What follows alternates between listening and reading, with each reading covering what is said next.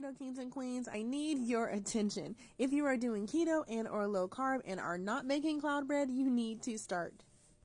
A lot of you have been telling me to make some cloud bread and I didn't get around to it, but today I finally did, and thank you so much because I am completely sold.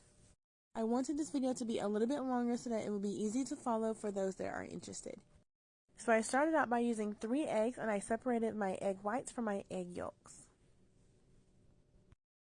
Next, we're going to add 1/2 teaspoon of our cream of tartar.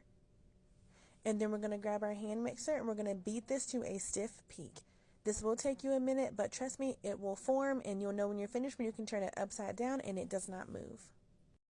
Go ahead and stir together your egg yolks and we're going to add in 2 ounces of softened cream cheese. From here, you can add in whatever seasonings you like depending on how you want it to taste. Me, I just wanted it a little bit sweet, so I added in a dash of my monk fruit sweetener. This next step is very important. You're going to add in half of your egg white mixture. You're going to fold that in. Being careful not to over stir it, otherwise it'll flatten out and it just won't come out good. Once you get that mixed in completely, you're going to then add in your second half of your egg whites and then repeat that step. After you're finished, you're going to line a pan with parchment paper and you're going to spoon out little circles. Depending on how much or how little you want to make, you'll still get a decent amount.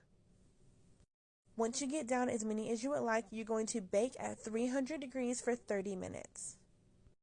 This has 0 carbs. It is extremely light and fluffy. It is so perfect. I wanted to get away from almond flour for a while anyway, and this hit the spot. I'll also be trying out different ways that we can make this. Go follow for part 2 to see my sandwich.